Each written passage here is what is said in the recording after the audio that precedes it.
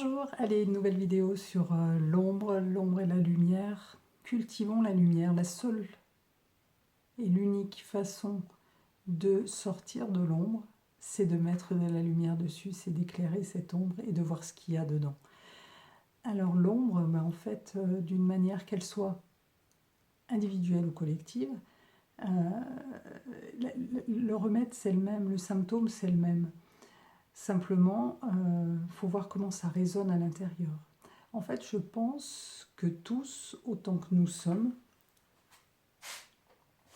on n'a pas conscience de la puissance, de notre puissance, de la puissance de notre lumière, de notre propre puissance intérieure et du pouvoir que ça nous donne. Et quand je dis pouvoir, c'est pouvoir dans le sens positif, c'est-à-dire de pouvoir à justement éclairer cette ombre, pouvoir de transformation, d'auto-transformation, de libération.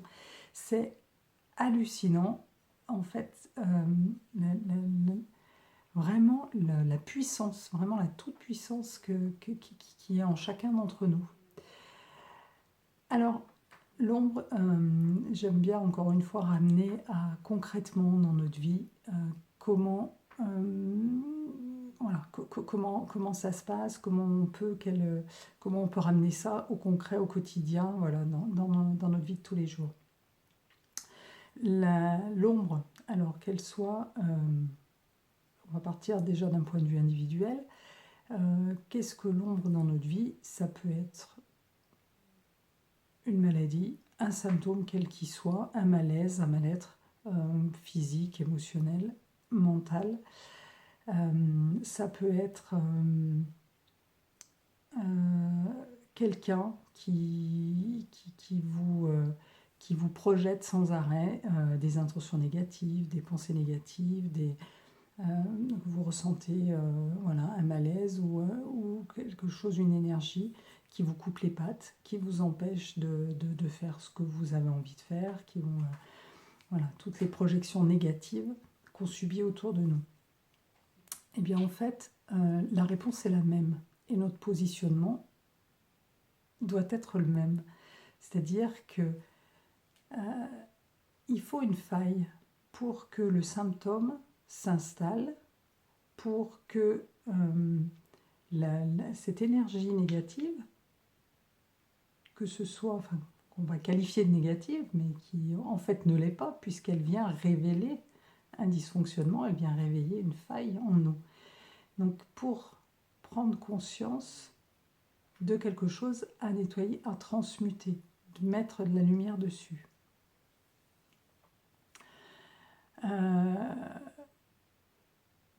Je développe, je suis dans une émotion. Alors en ce moment, on peut parler de la peur, parce que c'est vraiment déjà globalement en temps normal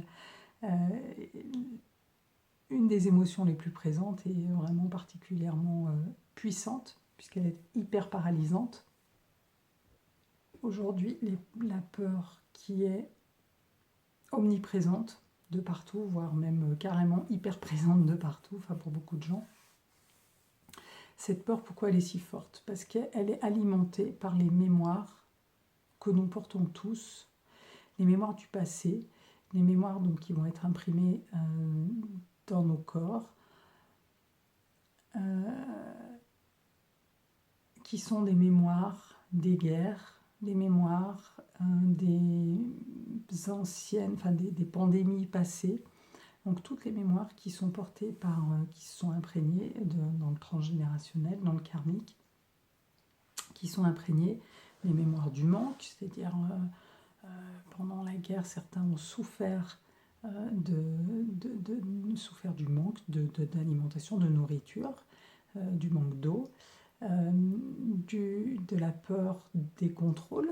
Donc là, les gens sont parfois juste hyper flippés parce qu'il faut sortir avec son papier. On se dit, mon Dieu, mais voilà, il y a toutes les résonances par rapport à la Deuxième Guerre mondiale, par exemple, qui est quand même pas si loin que ça. Où les gens, ils devaient sortir avec leur étoile jaune voilà, imprimée sur leurs vêtements. Là, il faut qu'on sorte avec notre papier. Donc tout ça, ça vient vraiment réveiller toutes ces mémoires-là. Donc là, c'est une réelle opportunité de clarifier pour de vrai, pour de bon, en chacun de nous, pour nos lignées aussi, pour nos descendants, et clarifier globalement pour la lignée, toutes ces mémoires-là. Les mémoires donc de contrôle, les mémoires de peur, de réquisition, de ne plus être maître de son corps, de ne plus être maître de sa vie, et de s'en remettre à un pouvoir extérieur. Donc là déjà, pour retrouver une paix par rapport à ces peurs-là, et libérer cette peur, déjà clarifions toutes ces mémoires individuellement, et du coup collectivement ça va aussi émaner, puisque tout cet égrégore de peur va peu à peu se dissoudre. Mais le travail, on peut le faire déjà qu'individuellement, et chacun déjà de son côté, s'il fait ce nettoyage-là, ça, une goutte d'eau plus une goutte d'eau, je veux dire, on remplit un contenant. Donc voilà, chacun fait ce premier travail. Après, d'un point de vue individuel, tout ce qu'on vit dans le quotidien, tout ce qu'on vit dans ce qui nous arrive, en dehors de la crise actuelle, je vais parler d'un point de vue, on va ouvrir vraiment d'un point de vue plus général avec la maladie, que ce soit un virus, corona ou autre chose, peu importe, ou que ce soit un cancer, ou que ce soit une dépression, ou que ce soit une addiction, ou peu importe quel que soit le symptôme, prenons du recul et de la hauteur, observons ce qui se passe, par où ça rentre. Qu'est-ce que ça vient travailler en moi? Quelle partie du corps physique ça vient travailler? Quel émotionnel ça vient réveiller? À chaque fois, revenons au centre, revenons à soi. Qu'est-ce que en moi? Qu'est-ce qui se passe à l'intérieur de moi? Et qu'est-ce que ça vient travailler? Et de la même manière, si je sens vraiment, par exemple, que je me sens bloquée parce que quelqu'un me met des bâtons dans les roues, que ce soit quelqu'un de proche, de la famille, ça peut être ses parents, ça peut être un frère, une sœur, ça peut être ses enfants, qui vont vous empêcher ou qui vont vous priver, vous avez le sentiment que ça vous prive d'une part de liberté, parce que vous sentez vraiment que cette personne, ça peut être un voisin, qui vous projette du négatif, etc. Parce qu'il veut vous empêcher de, je sais pas, de réussir, d'être heureux, d'aller de l'avant, d'échapper, enfin de vous échapper, etc. Si on prend toujours ce recul et cette hauteur, on va se rendre compte que la problématique est la même. C'est-à-dire que c'est une part d'ombre qui vient appuyer là où ça fait mal, c'est-à-dire sur une ombre en nous. Alors oui, on peut se dire, ouais, ce voisin, quel con, il m'enquiquine, restez poli. Il est toujours en train de, je sais pas, ces arbres rentrent chez moi, il est hyper intrusif, voilà, son chien s'échappe, il y a ces chats qui viennent toujours gratter dans mon jardin. Voilà, on se sent complètement pénétré, on se sent envahi. Vous pouvez, tant que vous voulez, rejeter la faute sur votre voisin, vous énerver après lui, vous engueuler avec lui, appeler la gendarmerie, aller à la mairie, etc. Peu importe. Tant que vous n'aurez pas réglé le problème à l'intérieur de vous de quelle place j'occupe pas, pourquoi est-ce que je me fais envahir, si vous n'avez pas résolu le problème à l'intérieur, même si vous zigouillez votre voisin et que vous l'enterrez, la problématique reviendra. Ça sera un nouveau voisin qui viendra avec la même énergie, où vous allez retrouver ça dans votre boulot, où vous allez retrouver ça dans votre famille. Enfin voilà, la vie vous viendra vous faire de toute façon travailler cette problématique-là. Et c'est la même chose pour la maladie, c'est-à-dire que vous pouvez avoir à un moment donné un grain de beauté, un kyste ou quelque chose qui vous enquiquine et qui vient montrer du doigt, tiens, là peut-être qu'il y a quelque chose à voir, ou une douleur, vous avez une douleur quelque part dans votre corps, vous pouvez prendre des anti-inflammatoires, etc. C'est-à-dire qu'en fait, vous allez étouffer la problématique plutôt que de la remercier, de mettre en évidence un dysfonctionnement, donc de l'ombre. C'est une problématique qui demande à être traitée. C'est une façon de mettre de la lumière sur de l'ombre à l'intérieur de nous. Il faut changer son regard par rapport à ça. Alors oui, c'est pas agréable, oui, alors au moment où on le vit, il y a une solution qui est plus facile, c'est-à-dire j'ai mal à la tête, je prends un Doliprane. Bon, ben voilà, bon, j'étouffe mon mal de tête plutôt que de me dire, tiens, qu'est-ce qui va pas, qu'est-ce que j'ai fait, qu'est-ce qu'en ce moment ne va pas bien, qu'est-ce qui fait que voilà, j'ai mal à la tête maintenant. J'ai mangé, voilà, j'ai trop tiré sur mon foie, je mangeais trop de sucre, j'ai mangé, je sais pas, trop de laitage, j'ai trop réfléchi, je me suis masturbé l'esprit, le cerveau, j'ai des pensées récurrentes en boucle. Qu'est-ce qui m'amène dans le mal de tête? De s'observer soi-même. Donc, en fait, les clés, déjà, première chose, c'est la solution, elle n'est pas à l'extérieur, elle est à l'intérieur. Donc, chaque fois qu'il y a une problématique, chaque fois que je suis face à quelque chose qui me bloque, qui m'empêche, le premier exercice, c'est revenons à l'intérieur, revenons à soi. La solution n'est jamais à l'extérieur, il faut chercher la solution, la clé à l'intérieur, elle est toujours en nous. Deuxième chose, ça réveille la notion de responsabilité, donc c'est reprendre sa responsabilité et accepter sa responsabilité. C'est-à-dire que dans tout ce qui m'arrive, j'ai une part de responsabilité. Oui, je dois me rendre compte que si il m'arrive ça, si j'ai ça à vivre, c'est pour une raison, c'est que j'ai une responsabilité dans ce qui m'arrive. J'aime bien ce mot, il n'y a pas de notion de culpabilité ou d'être coupable, c'est pas ça du tout, hein. C'est de responsabilité. Parce que, qu'est-ce que ça veut dire? Ça amène quoi? Responsabilité. La bonne nouvelle, c'est que ça veut dire qu'on a, si on est responsable de quelque chose, ça veut dire qu'on a un pouvoir pour le transformer, pour le changer. C'est-à-dire que si ça m'arrive par hasard, parce que j'ai juste pas de bol, ça veut dire qu'en gros, je peux rien faire. Alors que si j'assume et que j'accepte d'avoir cette responsabilité, et la notion d'assumer les choses et de responsabilité, là encore, on revient dans mes poumons, au niveau de cette énergie métal, cette énergie de l'automne. Je vous renvoie dans les premières vidéos que j'ai faites, où là, on revient sur cette problématique. Et c'est pas anodin que ça travaille dans cette sphère-là à l'heure actuelle, encore une fois. Donc, responsabilité, ça veut dire j'assume que ce qui se passe dans ma vie, c'est pas par hasard, j'en suis responsable.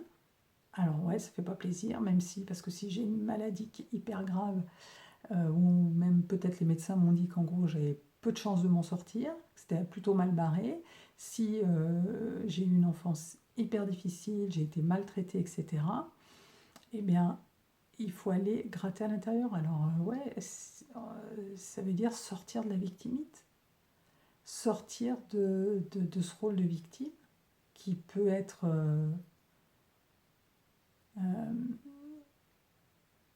inconfortable, mais observer toutes les parts de nous qui peuvent aller se nourrir de ce positionnement, qui peuvent aller, comment je tire de l'énergie des gens en me positionnant tout le temps dans la victime, dans le fait que ça m'arrive à moi, mais parce que j'ai juste pas de bol, et depuis que je suis née, j'ai pas de bol, quoi. Puis j'ai démarré avec ça dans ma vie, je sais pas, des parents pas aimants, ou peut-être pas de parents du tout. Donc du coup, ça explique tout et ça excuse tout dans ma vie, non? La bonne nouvelle, c'est que il y a quelque chose à comprendre, il y a quelque chose à libérer, il y a plein de mémoires à libérer, et et j'en parle en connaissance de cause, il y a plein de mémoires à libérer, à pacifier pour derrière vraiment nettoyer et plus être en proie avec ça. Donc ça demande reprendre ses billes, reprendre sa responsabilité. Qu'est-ce qui est dans la relation à l'autre? Ça n'excuse pas l'autre, mais dans la relation à l'autre, qu'est-ce qui m'appartient et qu'est-ce qui appartient à l'autre? Donc déjà cette gymnastique-là, responsabilité. Et ensuite, humilité. Alors, c'est pas un ordre, hein, ça ne veut pas dire que l'humilité vient juste en dernier, c'est-à-dire que en fait, tout est relié et tout doit être en même temps, tout intervient en même temps. C'est-à-dire qu'il faut suffisamment d'humilité pour accepter sa part de responsabilité. Et donc, quand je dis humilité, bien entendu, sortons de toute connotation d'éducation judéo-chrétienne, etc. C'est-à-dire qu'on met une baffe sur la joue gauche, je tends la joue droite. Non, on n'est pas là, hein, du tout. Quand on parle d'humilité, c'est juste je prends ma juste place. J'accepte, j'accueille de me laisser éduquer, j'accepte de ne pas tout savoir, j'accepte de me laisser enseigner par les symptômes, ce qui m'arrive, ce qui se passe dans ma vie.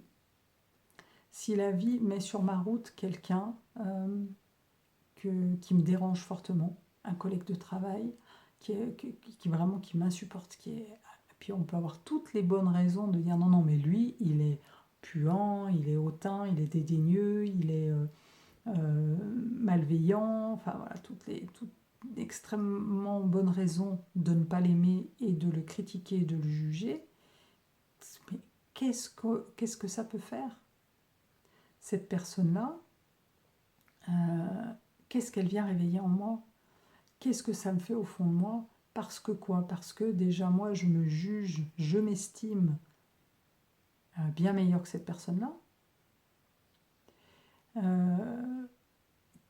Qu'est-ce qui vient réveiller? Et c'est hyper dur comme exercice parce qu'il y a des fois, il y a des personnes où ça nous ulcère réellement, c'est tellement vraiment insupportable. Et pourtant, c'est là qu'on a le plus à gagner, c'est que plus la gymnastique est difficile, ce retournement, ce renversement de point de vue, quand on parle de changer de point de vue, c'est pas seulement changer d'idée mentale, c'est réellement effectuer.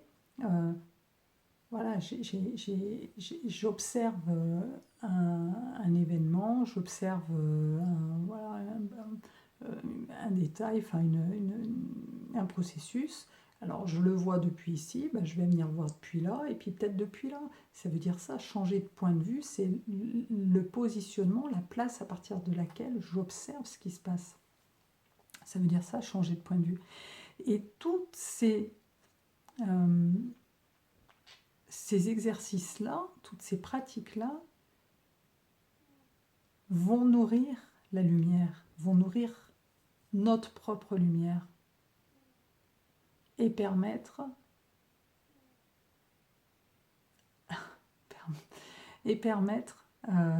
à l'ombre de se dissoudre. Voilà. De permettre d'y voir clair, de voir de plus en plus clair. Et ça devient après une forme d'habitude. On se fait piéger toujours, c'est de plus en plus subtil. Hein. Plus on raffine, plus on pratique cet exercice-là. Et plus les choses deviennent subtiles parce qu'en fait, ce qu'on appelle des synchronicités, c'est-à-dire chaque fois qu'il se passe quelque chose dans votre vie qui vient éveiller, réveiller de l'ombre, en fait, ce qui vous arrive, les symptômes en quelque sorte, sont de moins en moins lourds et de plus en plus doux parce que vous êtes à même de les reconnaître de plus en plus vite. Donc c'est ça aussi qui est sympa. Alors dans le contexte actuel, forcément, là on est à la fois, on vit les choses de manière individuelle et aussi de manière collective, mais à notre échelle, qu'est-ce qu'on peut faire? Déjà clarifier, clarifier, clarifier et clarifier, ça veut dire quoi? Mettre de la lumière en soi, nourrir de la lumière en soi pour rayonner cette lumière et pouvoir éclairer l'ombre ambiante, omniprésente de partout qui nous entoure. Voilà, Je pense que j'ai fait le tour de ce qui est venu là, encore dans cette énergie de cette nouvelle lune de début mai, là. Cette nouvelle lune vraiment qui,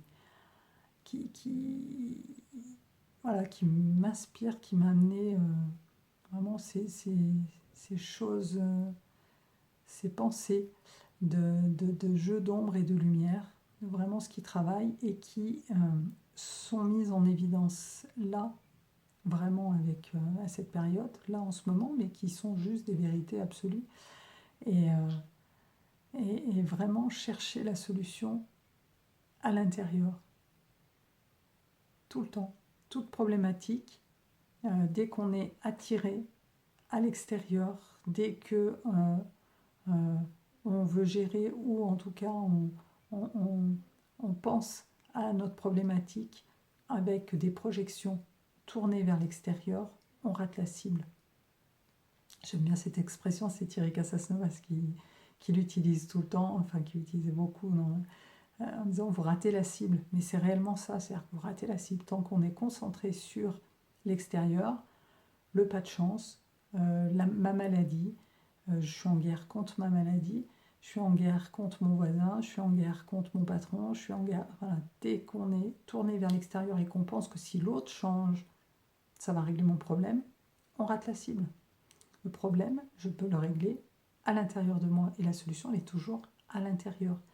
Et pour faire cette gymnastique-là, c'est reprendre sa responsabilité, travailler son humilité. Euh, Humilité, c'est-à-dire qui je suis vraiment.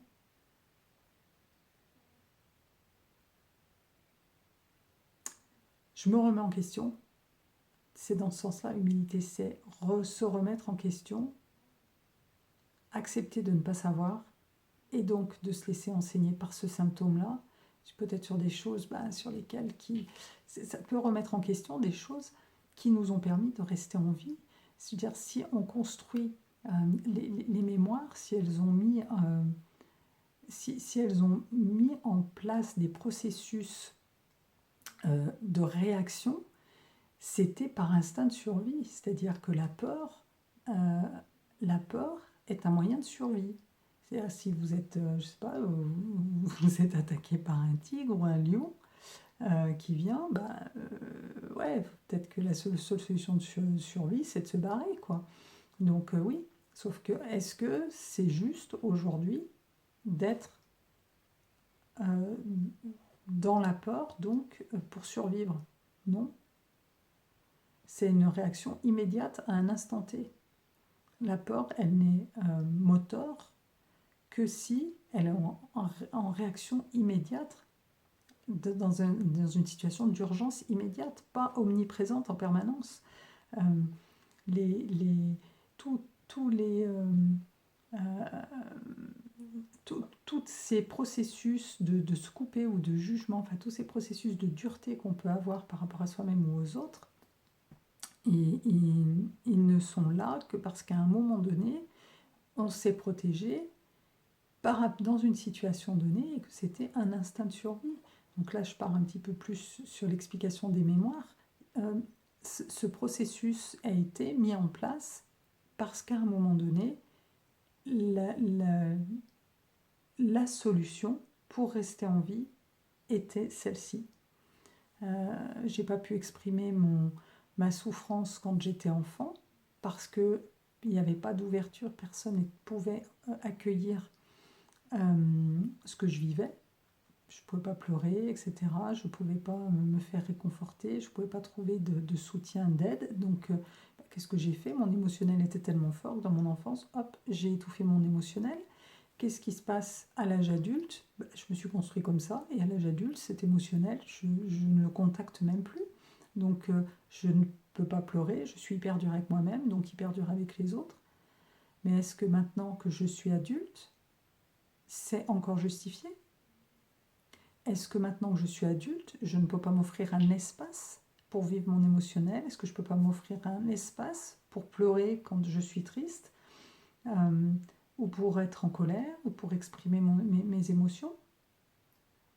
Une fois à l'âge adulte, on peut s'offrir cet espace. Donc c'est pour ça que la vie va amener des symptômes, va amener des circonstances de l'extérieur qui vont appuyer et qui peu à peu vont appuyer là où ça fait mal, c'est-à-dire qu'ils vont mettre en évidence, ben voilà, pour quelqu'un qui aurait vécu ça dans l'enfance et qui se serait emmuré ou qui aurait emmuré son émotionnel, ben forcément la vie va l'amener à un moment donné à faire exploser cet émotionnel. Alors certes, au début, ben, ça peut jaillir comme un volcan, et puis après ça se tempère. Et c'est juste des parts de soi qu'on lâche peu à peu. Ce sont juste... on croit que ça fait peur parce qu'on croit qu'on va mourir. On croit que si on change ça, on meurt. Parce on s'est identifié à ça. On s'est identifié par exemple à la femme forte qui ne faiblit jamais, qui ne rompt jamais, qui ne courbe jamais l'échine. On est identifié à ça. Donc du coup, si je ne suis plus ça, je ne suis plus personne, je n'existe plus. C'est pas vrai. Là, on revient encore une fois dans ce troisième chakra, dans le personnage, la personnalité. C'est pas nous, c'est le personnage. C'est à quoi je me suis identifiée dans cette vie, dans cette incarnation-là. Juste à quoi je suis identifiée, à quoi moi je m'identifie, à quoi les autres m'identifient. Mais ça n'est pas moi, c'est juste le personnage. Je ne suis pas que ça. C'est le rôle que j'ai endossé. À moi de décider de sortir de ce rôle-là.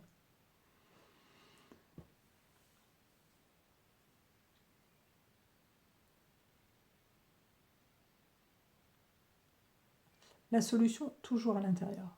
Vraiment. S'il y a vraiment une gymnastique à faire tout le temps, c'est revenons à soi, revenons au centre. Cherchons la solution à l'intérieur. Laissons-nous enseigner.